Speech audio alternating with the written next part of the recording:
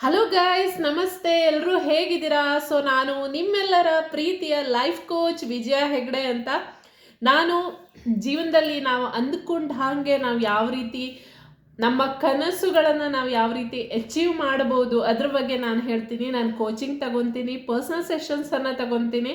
ನಿಮ್ಗೆ ಇಷ್ಟ ಇದ್ದರೆ ನೀವು ಖಂಡಿತವಾಗಿಯೂ ನನ್ನನ್ನು ಕಾಂಟ್ಯಾಕ್ಟ್ ಮಾಡ್ಬೋದು. ನಾನು ನನ್ನ ನಂಬರನ್ನು ಹಾಕಿರ್ತೀನಿ, ವಾಟ್ಸಪ್ ಮಾಡಿ ಕಾಲ್ ಮಾಡೋಕ್ಕೆ ಹೋಗಬೇಡಿ.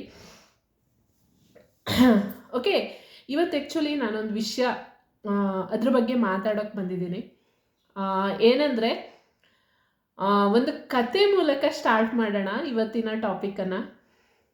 ಒಂದು ತೋಳ ಇರುತ್ತೆ, ದಟ್ಟವಾದ ಕಾಡು, ಅಲ್ಲಿ ಒಂದು ತೋಳ ಇರುತ್ತೆ. ಹಾಗೆ ಅದೇನು ಮಾಡುತ್ತೆ, ಆಹಾರ ಹುಡ್ಕೊತ ಒಂದು ನದಿ ಹತ್ರ ಬರುತ್ತೆ. ಒಂದು ನದಿ ಹತ್ರ ಬಂದ ಕೂಡಲೇ ಏನಾಗುತ್ತೆ,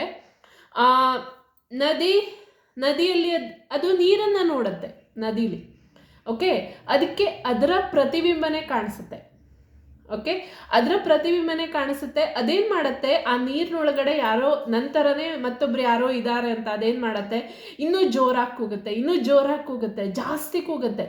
ಆ ನೀರಿನೊಳಗಿದ್ದ ಪ್ರತಿಬಿಂಬನೂ ಏನಾಗುತ್ತೆ, ಅದು ಜಾಸ್ತಿ ಸೌಂಡ್ ಮಾಡುತ್ತೆ, ಜಾಸ್ತಿ ಕೂಗುತ್ತೆ. ಇದು ಇನ್ನೂ ಜಾಸ್ತಿ ಕೂಗ್ತಾ ಏನಾಗುತ್ತೆ, ನೀರಿನೊಳಗಡೆ ನಾನು ನಿನ್ನನ್ನು ಹಿಡಿತೀನಿ ಅಂತ, ನಿನ್ನನ್ನು ಹಿಡ್ಕೊತೀನಿ ಅಂತ ಏನು ಮಾಡುತ್ತೆ, ಅದು ನೀರಿಗೆ ಹಾಕ್ಬಿಡತ್ತೆ. ಸೊ ನಿಮ್ಗೇನು ಅನಿಸುತ್ತೆ, ನಮ್ಮ ಪರಿಸ್ಥಿತಿನೂ ಹೀಗೆ ಇದೆ ಅಲ್ವಾ? ಯಾಕೆಂದರೆ ನನ್ನ ಪ್ರತಿಯೊಂದು ವಿಡಿಯೋದಲ್ಲೂ ನಾನು ಹೇಳಿರ್ತೀನಿ, ನಮ್ಮ ಒಂದು ಏನಿದೆ ಮನಸ್ಸಿನ ಒಳಗಡೆ ಏನಿದೆ, ನಮ್ಮ ಒಂದು ಮನಸ್ಸು ಅಂತ ಏನಿದೆ, ಅದರ ಪ್ರತಿಬಿಂಬ ಅನ್ನೋದು ನಿಮ್ಮ ಒಂದು ಹೊರಗಡೆ ಕಾಣಿಸ್ತಾ ಇರೋ ಪ್ರಪಂಚ. ಅದು ಒಂದು ಕನ್ನಡಿ ಅಷ್ಟೇ. ಕನ್ನಡಿ ಇವಾಗ ನಿಮ್ಮ ಮುಖಕ್ಕೆ ಮಸಿ ಬಡ್ದಿದೆ, ನೀವು ಕನ್ನಡಿ ಮುಂದೆ ನಿಂತ್ಕೊಂಡಿದ್ದೀರಾ. ನೀವು ಕನ್ನಡಿ ಕ್ಲೀನ್ ಮಾಡಿದ್ರೆ ಅದು ಎಲ್ಲಿ ಕ್ಲೀನ್ ಆಗುತ್ತೆ? ನೀವು ಮಾಡ್ತಾ ಇರೋದು ಅದನ್ನೇ ಅಲ್ವಾ? ಅಂದರೆ ಯಾವ ರೀತಿ ಆ ತೋಳ ಒಂದು ನೀರಿನ ಪ್ರತಿಬಿಂಬವನ್ನು ನೋಡಿ ಕೂಗಿ ಆ ನೀರಲ್ಲೇ ಮುಳುಗಡೆ ಆಯಿತು, ನಾವು ಅದೇ ರೀತಿ ಮಾಡ್ತೀವಿ. ಬೇರೆಯವರನ್ನ ಬ್ಲೇಮ್ ಮಾಡ್ತೀವಿ. ಪ್ರತಿಯೊಬ್ಬರದ್ದು ನಮ್ಮದೇ ತಪ್ಪು. ಬಿಕಾಸ್ ನಮ್ಮ ಒಂದು ಕ್ರಿಯೇಷನಿಂದ ಅವರು ಆ ರೀತಿ ರಿಯಾಕ್ಟ್ ಮಾಡ್ತಾ ಇದ್ದಾರೆ. They are just acting. ಅವರು ಆ್ಯಕ್ಟ್ ಮಾಡ್ತಾ ಇದ್ದಾರೆ. ಬಟ್ ನಾವೇನು ಮಾಡ್ತೀವಿ, ನಿನ್ನ ತಪ್ಪು ಅಂತ. ಬಿಕಾಸ್ ನಮಗೆ ನಮ್ಮ ಒಂದು ತಪ್ಪನ್ನು ನಮಗೆ ಒಪ್ಕೊಳ್ಳೋಕ್ಕಾಗಲ್ಲ. ಓಕೆ, ಬೇರೆಯವರನ್ನ ಬ್ಲೇಮ್ ಮಾಡೋ ಅವಶ್ಯಕತೆನೇ ಇರಲ್ಲ.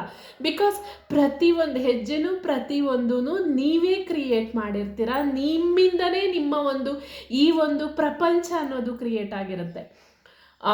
ಸೊ ಎಸ್, ಪ್ರತಿಯೊಂದೂ ನಮ್ಮ ಕೈಯಲ್ಲೇ ಇದೆ. ನಮ್ಮ ಇಡೀ ನಮ್ಮ ಜೀವನ ಏನಿದೆ ಅದು ಪ್ರತಿಯೊಂದೂ ನಮ್ಮ ಕೈಯಲ್ಲಿದೆ. ನಿಮಗೆ ಏನು ಅನಿಸುತ್ತೆ, ನೀವು ಅದೇ ರೀತಿ ತೋಳ ಆಗ್ತೀರಾ, ಇಲ್ಲ ಒಂದು ಬುದ್ಧಿವಂತಿಕೆಯಿಂದ, ಇಲ್ಲ ನಾನು ನನ್ನ ಲೈಫನ್ನು ಯಾವ ರೀತಿ ಕನ್ನಡಿ ಕ್ಲೀನ್ ಮಾಡಿದೆ, ನನ್ನ ಮುಖವನ್ನು ಕ್ಲೀನ್ ಮಾಡ್ಕೊತೀನಿ ಅಂತೀರಾ, ಅದು ನಿಮಗೆ ಬಿಟ್ಟಿದ್ದು. ಯಾಕೆಂದರೆ ಆಲ್ರೆಡಿ ತುಂಬ ಎಸ್, ಇನ್ನೊಂದು ವಾರದಲ್ಲಿ ಅಂದರೆ 27ನೇ ತಾರೀಕಿಗೆ ನಮ್ಮ ಒಂದು ವಾರದ ಏನು ಚಾಲೆಂಜ್ ಇದೆ, ಅದರಲ್ಲಿ ನಾನು ಕಂಪ್ಲೀಟಾಗಿ ಹೇಳ್ತೀನಿ. ಆಲ್ರೆಡಿ ಎಲ್ಲಾನು ಹೇಳಿದ್ದೀನಿ. ಬಟ್ ಸ್ಟಿಲ್ ಇನ್ನೂ ಹೊಸತನದೊಂದಿಗೆ ಅದನ್ನೆಲ್ಲದನ್ನು ಹೇಳ್ತೀನಿ. ಯಾಕೆಂದರೆ ತುಂಬ ಚೆನ್ನಾಗಿ ಕೇಳ್ತಾರೆ, ಮೇಡಮ್ ಇದನ್ನೆಲ್ಲ ಮಾಡಿದರೆ ನಮ್ಮ ಲೈಫ್ ಚೇಂಜ್ ಆಗುತ್ತಾ? ಮಾಡಿ ನೋಡಿ, ಖಂಡಿತವಾಗಿಯೂ ಚೇಂಜ್ ಆಗುತ್ತೆ. ಖಂಡಿತವಾಗಿಯೂ ನಿಮ್ಮ ಲೈಫ್ ಚೇಂಜ್ ಆಗುತ್ತೆ. ಇಷ್ಟು ದಿವಸ ಯಾವ ರೀತಿ ಇದ್ದೀರಾ ಅದರಿಂದಂತೂ ಚೇಂಜ್ ಆಗಿಲ್ಲ ಅಲ್ವಾ? ಇವಾಗ ನೀವು ಇದನ್ನು ಮಾಡಿ ನೋಡಿ, ನಾನು ಹೇಳೋದನ್ನು ಮಾಡಿ ನೋಡಿ, ಆವಾಗ ನೋಡಿ ನಿಮಗೆ ಚೇಂಜ್ ಆದರೂ ಆಗ್ಬೋದು. ಯಾಕೆಂದರೆ ಬರೀ ಆಗತ್ತಾ ಹೋಗುತ್ತಾ ಬರುತ್ತಾ ಮಾಡೋದ್ರಿಂದ ಏನೂ ಪ್ರಯೋಜನ ಇಲ್ಲ. ಆ್ಯಕ್ಷನನ್ನು ನೀವು ತಗೋಬೇಕು. ಯಾಕೆಂದರೆ ಪ್ರತಿಯೊಂದು ವಿಷಯನೂ ನಿಮಗೆ ಗೊತ್ತಿರುತ್ತೆ. ವಿಡಿಯೋಸ್ ನೋಡಿರ್ತೀರ, ಅಲ್ಲಿ ಇಲ್ಲಿ ಖಂಡಿತವಾಗಿಯೂ ನಿಮ್ಗೆ ಗೊತ್ತೇ ಇರುತ್ತೆ. ಬಟ್ ನೀವು ಆ್ಯಕ್ಷನ್ ತಗೊಂಡಿರಲ್ಲ, ಅದೊಂದೇ ನಿಮ್ಮ ಮಿಸ್ಟೇಕ್ ಆಗಿರುತ್ತೆ. So yes, already registration start ಆಗಿದೆ. ಖಂಡಿತವಾಗಿಯೂ ಜಾಯ್ನ್ ಆಗಿ. ಈ ಒಂದು 7 days ಚಾಲೆಂಜ್ ಏನಿದೆ ಅದು ಒಂದು ಅಮೇಝಿಂಗ್ ಅಪಾರ್ಚುನಿಟಿ ಅಂತ ನಾನು ಹೇಳ್ತೀನಿ. ಆಲ್ರೆಡಿ ಎಷ್ಟೊಂದು ಜನ ಜಾಯ್ನ್ ಆಗಿದ್ದಾರೆ. ಸ್ವಲ್ಪ ಸೀಟ್ಸ್ ಇದೆ, ಮಿಸ್ ಮಾಡ್ಕೋಬೇಡಿ, ಖಂಡಿತವಾಗಿಯೂ ಜಾಯ್ನ್ ಆಗಿ. ಅಷ್ಟೇ ಹೇಳೋಕ್ಕೆ ಇಷ್ಟಪಡ್ತೀನಿ. ತೋಳ ಆಗ್ತೀರಾ, ಒಳ್ಳೆ ಬುದ್ಧಿವಂತ ಮನುಷ್ಯ ಆಗ್ತೀರಾ, ನಿಮಗೆ ಬಿಟ್ಟಿದ್ದು.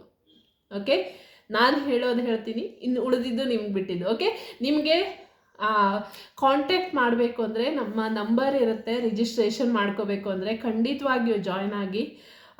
ಸೊ ಎಸ್, ಒಳ್ಳೆಯದಾಗಿರಿ, ಖುಷಿಯಾಗಿರಿ.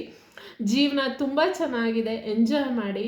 ಪ್ರತಿ ದಿವಸನೂ ಎಂಜಾಯ್ ಮಾಡಿ, ಪ್ರತಿ ಕ್ಷಣನೂ ಎಂಜಾಯ್ ಮಾಡಿ. Because it's our life, don't waste it.